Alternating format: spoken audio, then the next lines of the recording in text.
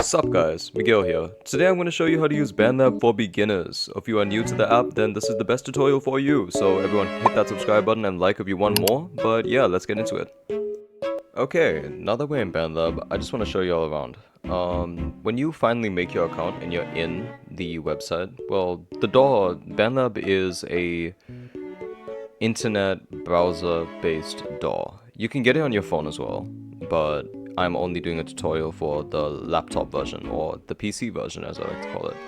But yeah, so when you log in, you're gonna get this page. Now let's look around for a second. You got a home page here, if it wants to load. Yeah, the home page, you pretty much get to scroll like reels. People post stuff on here. It's literally just Instagram reels on Bandlab. Yeah, you get a lot of these ads as well, but you know what, it's not that much of a bother. But yeah, you can literally just scroll, bang on music. Then there's feed. People post all their music on here. They post stuff that they do in collaborations, different contests and stuff. So keep up to date with that. Then they have the services over here, which you can, they have a lot of things. They even have a membership, but in my opinion, the membership isn't so worth it. If you're gonna get the membership, then I would rather you, like, you know, literally go and buy FL, or actually go and get, like, just don't tell anyone I told you this, but crack FL. But yeah, that's what you can do with that. Anyways, over here, if you see these four dots in the corner, if you click this, you have all of these other things. There's the membership I was talking about. Bandlab has also created another door called Cakewalk, and a lot of people would know this because this came before Bandlab, but the company has been named Bandlab for a while. But yeah, Cakewalk is majoritarily used for like it's more FL based than any other door. So we personally use this in the band to record drums and stuff, but yeah, that's pretty much all we use it for. But yeah, you can also distribute through Bandlab, but in my opinion, I wouldn't, but you can try. You can boost fan reach, opportunities, industry connect, pages, splitter, you can split your vocals, isolate vocals and instruments, effects, song starter, I hate this because it's using AI. Don't ever use this, I will judge you. Mastering, you can master all of your songs. It really does sound good with the masters that they provide. But for the rest of them, there's 4 free and then there's 4 that you have to pay for. So, but they're free forever. The ones that are free forever. So you can use them as much times as you want. This is my favorite feature, Beats. Beats allows you, they give you 2 free beat coupons. They give you 2 free beat coupons every single month. And when you use that, you can buy 2 beats from here. Wait, I'll even show you, right? Over here, I made a video on this before, but I'll just skim through it real quick. So you can go through all the beats right here, and as you can see, some of these require memberships, but some of these that look exactly like this, instead of the free symbol, these ones you can just use for like nothing. You can use them for free in general. But these ones you have to buy it with these free beat coupons. My bad, we're back after some technical difficulties, but like, yeah, so this is where you see how many beats you have.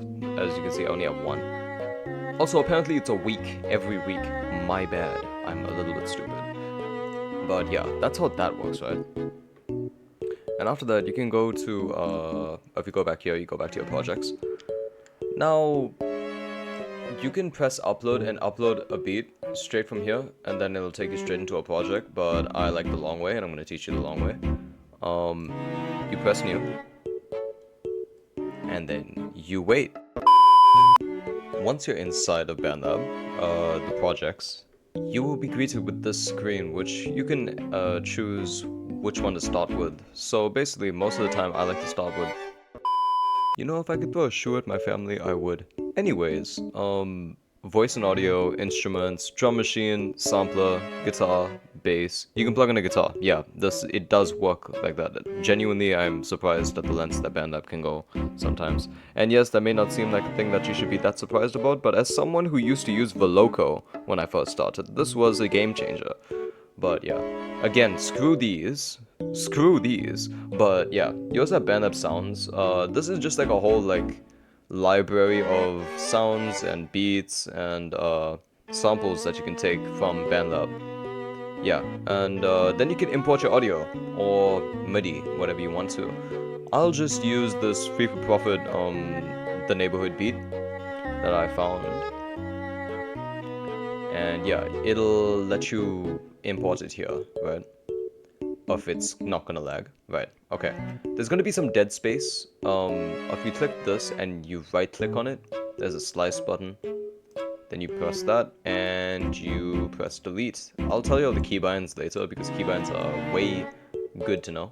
But let's take a look around. Let's take a look-see around, right? So you got your start, play from beginning, record, cycle, and your minutes and seconds, or you can do beats and measures. So yeah, there's that. Then you got the mastering. I'll talk about that last. You got your master over here, your master volume. You got your save. You can also publish the song immediately after making it. Who would ever do that? But you know what? It's a good feature to have. I've done it once or twice. You can invite other people. This is the best thing about Bandlab, in my opinion. You are able to use the app at the exact same time as somebody else if you're collaborating. Like, you can both make a video on Bandlab or make a song on Bandlab at the exact same time, and your cursors will be like this. Like, y'all can move about, and y'all can do what you want.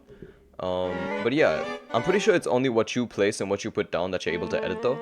So yeah, that's that. Yeah, you can enter their Bandlab usernames here, and you can collaborate with them. That's actually sick though. You got your notifications, nobody really cares about that. There's your zoom out and zoom in. Then this is Snap. This is Snap to Grid. Then you've got add tracks, which you can add all the stuff that we saw in the beginning over here. So you can add voice and audio, which is good. Now, this is the beat. We normally leave this over here. I like to color code it. You can color code your shit over here. So I like to do that, right? Then we got BPM. We got, again, BPM. We got metronome. Then we got the key of the entire project. This is pretty important. Most of the time, Bandlab gives you the key automatically, but if it isn't correct to you and your autotune starts messing up, I would say go on a browser or anything and put your beat into a key finder, and then come back to Bandlab and use that. But yeah, it gives it a more accurate feel. Then we got the back and the undo and like undo forward or whatever they call it. Oh yeah, then we got hide and show automation. You can do automation over here. And it's for everything. You can do automations for pan, volume, there's a lot more. I'm just too lazy to show it. Then we got region stretch, which I like to do sometimes to a width automation. It works really well. This over here, this is AI. We don't mess with that. Anyways, right, on voice and audio, this is what I'm going to teach y'all now, right? Vocals. This is how we work with vocals. As you can see, if we use this, you can hear my voice. But if you don't have an audio interface, it's not going to, like, sound good. I don't know how to explain it. Like, if you don't have an audio interface, okay, I'm gonna shut that up. If you don't have an audio interface, it's gonna sound delayed. So it's not gonna be direct monitoring. So that's how that is. But here we have auto pitch. Auto pitch is autotune, if you haven't guessed, right? You can auto detect the key, which is, as I was talking about before, the project auto detects the key that the song is in. And the key the song is in is basically how you're going to sound. The song is not going to sound good if it's not in a certain key. That is something. So you gotta learn a tiny bit of music theory to be able to do this. But it really isn't hard. Just watch, like, not even watch. You literally just need to watch this tutorial. It's not that hard. Like, I know I'm saying it's not that hard, but it genuinely isn't. Like, just remember that the beat is in a certain key. Your autotune needs to be in a certain key, the exact same key as the beat, and then everything will go swimmingly, or whatever they say, right? You got the harmony mix, you got algorithm, low frequency, all this stuff. I don't really mess with this. I actually haven't seen this. But yeah, I'm pretty sure that's premium though. That is pretty much premium, yes.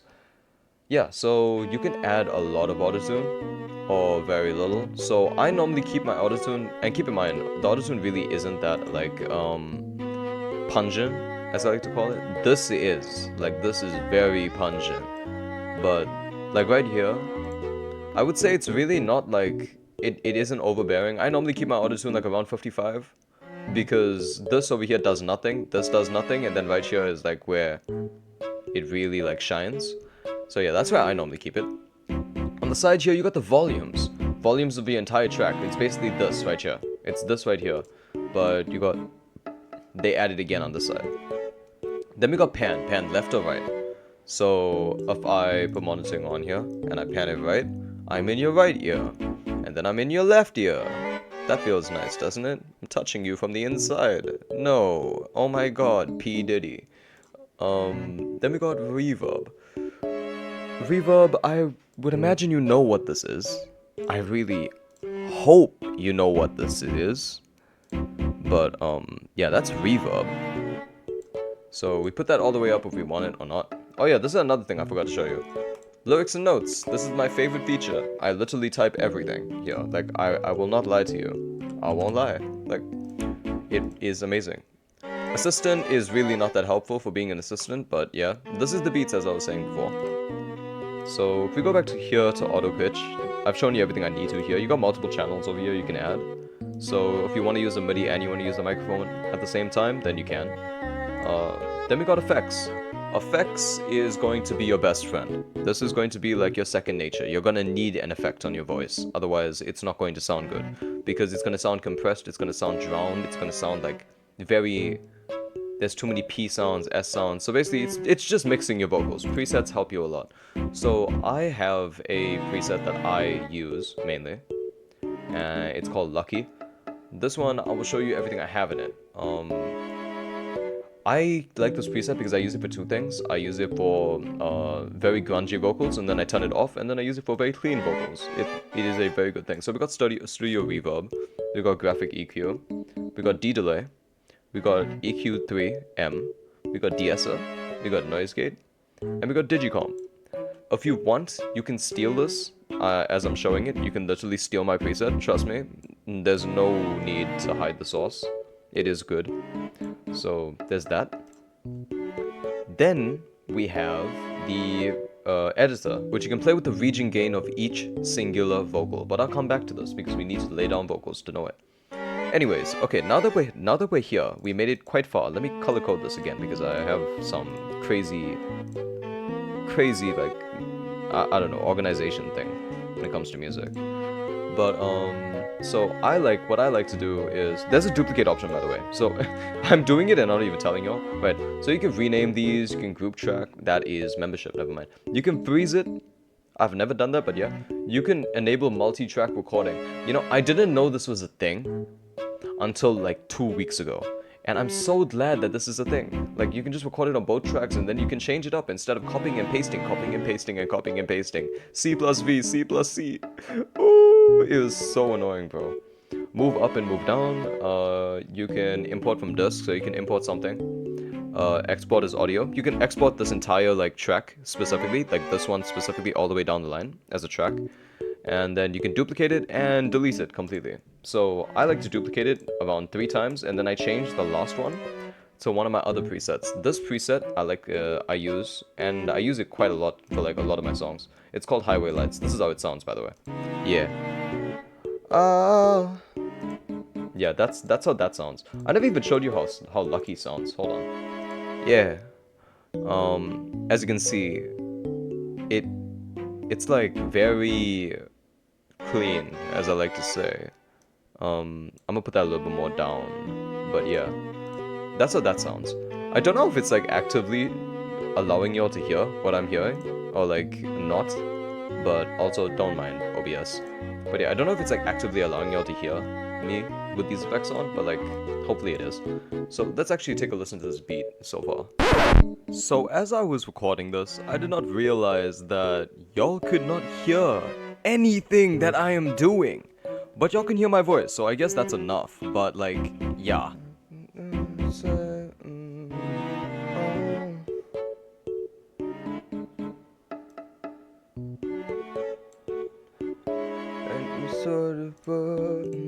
Okay, that's very Jesse Rutherford of you. Okay, hold on.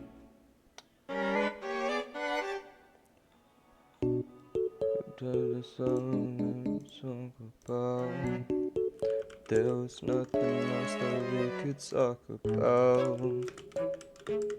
Yeah, no, I'm just gonna write something very quickly so we can have like a baseline of what to do, because I want to show you how to edit vocals as well. I think I spelled devastatingly. Holy shit. Ah, yes, Grammarly, come in clutch. I know y'all gonna like get annoyed by me. So you know what? Let's cut to come on. Okay, so I wrote the lyrics. This is what I got so far, but like, this is what I'm gonna teach you, right? When you record it, most of the time your vocals aren't gonna be that loud, so I put my region gate all the way up, and when it's done like that, I like to denoise it. Because when you get it all the way up, you get to cut out those very nitbit pieces of like breaths, you know? So that's what I do. I put it all the way up and I denoise it. So we do that and we cut out all the noise. That is pretty much it. So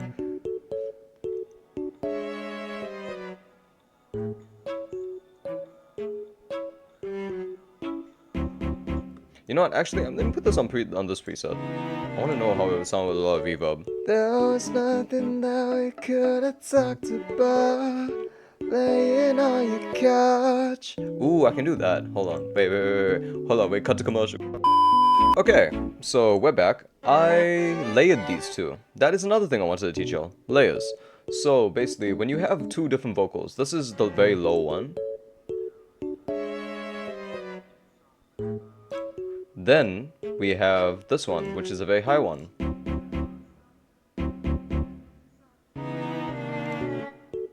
Let's not focus on my vocals at this moment. I am dying. It is cold and I have sinus, but let's do this, right? Let me show you how it sounds together. Yeah, that's how that goes, right? So, after you denoise them, after you cut out all the dead air, all of that stuff, I decided to put all my presets up because you're gonna find different orientations that really work with you. So, after you do that, you have a bunch of options to deal with these vocals, I won't lie to you. So, you can reverse the region. I personally don't use that very often, but you can. You can export the region as a single vocal. A lot of people do that. I like to do that sometimes. You can analyze the region and get the tempo. That is a very good thing, by the way. I love doing that. Audio stretch, you can stretch it by a few semitones. You can make it longer, you can make it shorter, you can make it higher speed, slower, you know what I mean. Everything in between that. But yeah, everything else is AI. We don't believe in that. But yeah, that's how that goes, right? Of course, after this recording, I'm probably not gonna let this beat go to waste and re-record it because I love this too much. But, okay. After we go through all of this, right? There's a bunch of other things that you can do. So there's these, right? This is fade in and fade out. This is very nice. Actually, I'm gonna use that because the front is sounding a little bit choppy.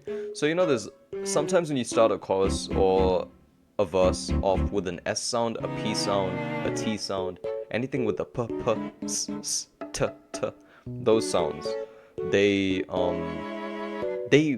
break the frequency, I guess. They kind of break into the mix, they bleed. I think the word is bleed. Yeah, they bleed.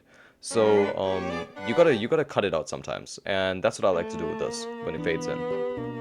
Also, what I like to do sometimes, this is gonna be very funny. You're gonna notice this. Look at that. So there's something called a pitch shift, and you can put it all the way down, and it goes down all the way. Listen to this. There's actually a song I used this feature on, and it's called Slow Motion. It will be out, but it'll probably be out like eventually after this video is uploaded. But yeah, that's how that is, right? Other than that, I'd say you don't really have much you have to learn about Bandlab as long as you know the basics. Everything else, you just need to make sure your mic is, like, you can find it. You need to make sure you do something called a latency test. That is a very good thing to talk about, right? So this right here, when you press these three dots, you got project. You can make new ones. You can go to the projects you already have, load demos, save it, publish, collaborators, and you can download the track straight from here. You can download a mixdown, which is the entire song, like in one download, or you can edit it and undo whatever this is. Tools, you can cycle, tuner, you can tune your guitars or whatever. And you also have the latency test. The latency test is between your mic and your speakers to make sure that it has not that many ms like delay. That's what I'm saying. If you have a audio interface, your direct monitoring is going to be completely perfect because you can just use it on like a Scarlett, right? And then it has direct monitoring on the interface itself. So that works better in my opinion. But if you have a USB mic like me, you're going to need to do the latency test just to get that little bit more of an advantage. But yeah, then you got view, grid size. You can make the grid way bigger, way smaller. Samples, MIDI mappings, chat, full screen, settings, snap to grid, link zoom, enable metronome, count in, metronome settings, enable multi-track recording, arm automation recording, follow playhead, MIDI overdub, quantize MIDI recordings, use legacy keyboard layout.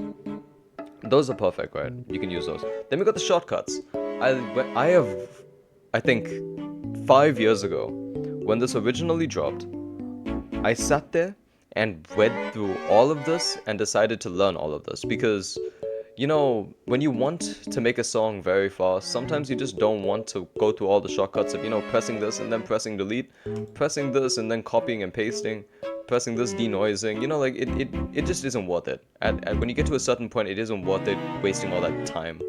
But yeah, yo, why am I clicking that? Okay, you know what, since I clicked it, let's talk about it, right? Mastering. There's these, you remember in the beginning of the recording, I talked about there's 4, and then there's 4 free mastering settings, and then there's 4 paid for. But these ones are free forever, so you can use this on any song that you want, right? So you got Universal, which sounds like this.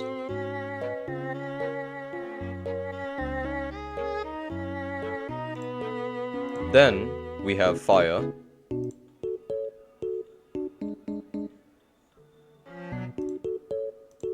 Then we have Clarity.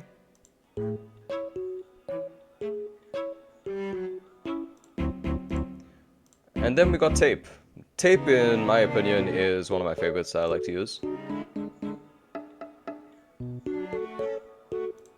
They're actually very nice for the type of presets that you can use.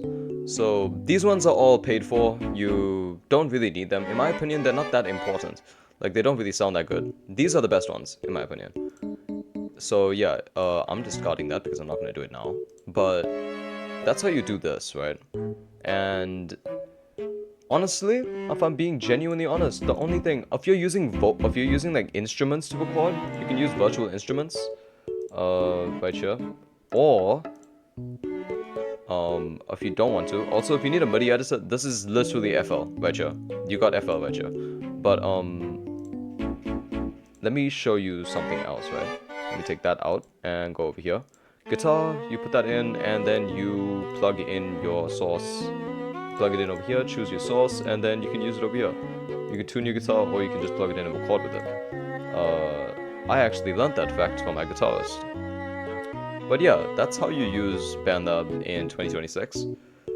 I don't think there's anything else I can teach y'all. That's pretty much it. If I want to go in depth, I'm going to make another video, but this is actually perfect. If you need any more tutorials, let me know what tutorials you'll like in the description. But yeah, appreciate you all for watching. I love you guys, and I'll see you guys in the next video.